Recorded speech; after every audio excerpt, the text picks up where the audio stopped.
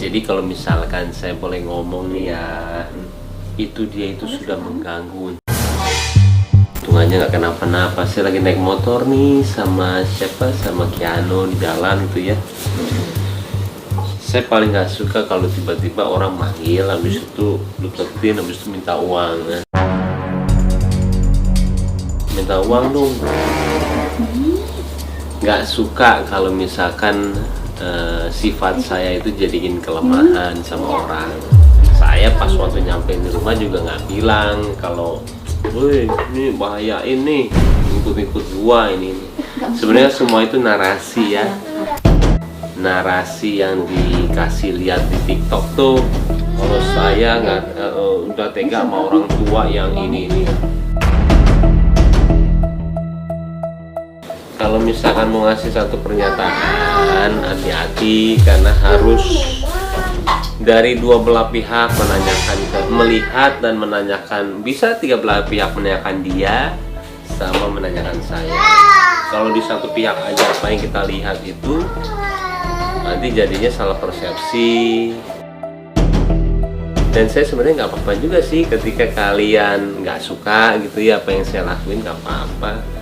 Saya juga dari dulu nggak pernah minta untuk orang suka sama saya, sama insya Allah ya, amin. Kalau misalkan saya ngelakuin itu bukan pencitraan, insya Allah ya. Yang menilai semua itu Allah, cuman dari saya pribadi insya Allah ada ya.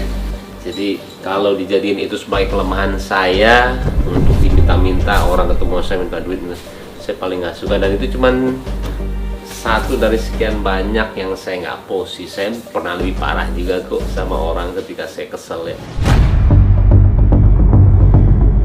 Kalau saya bilang enggak, banyak kok yang saya nggak kasih lihat di kamera juga ya. Kalau yang kemarin tuh, yang orang tua itu udah saya kasih kode, minta uang dong. Saya awalnya baik, enggak. Iya, enggak ya. Saya bilang, ini masih ikutin tuh, masih ikutin, dia teriak. Gak sopan lah, saya nggak suka banget. Dia langsung minta gitu, untung nggak kenapa-napa. Takutnya kayak kita tabrakan atau nggak dia membahayakan kita berdua ya. Kirain saya nggak ngikutin saya, udahlah saya ke rumah. Bisa pas sudah sekitar nih 10 malam. Dari rumah sakit ngikutin. Iya. Itu udah iya privacy juga ya, ceritanya juga. Kecuali kalau kamu nggak warning ya kan, kamu karena dikasih tahu berkali-kali, maksudnya kadang-kadang udah ya, jangan. Dan nggak dimasukin kamera lagi pas warning apa segala macam. Kan kita nggak bisa ini juga. Toh itu jadi vlognya kita juga. Kalau misalkan itu dari orang lain ya handphone, mungkin kalian bisa berpendapat. Kalau dari vlognya kita kan berarti ada segi-segi yang saya mau kasih lihat ke kalian gitu loh. Saya nggak suka digituin. Cuman kalau kalian ujungnya juga ada yang bilang kalau udah tua nih, waduh.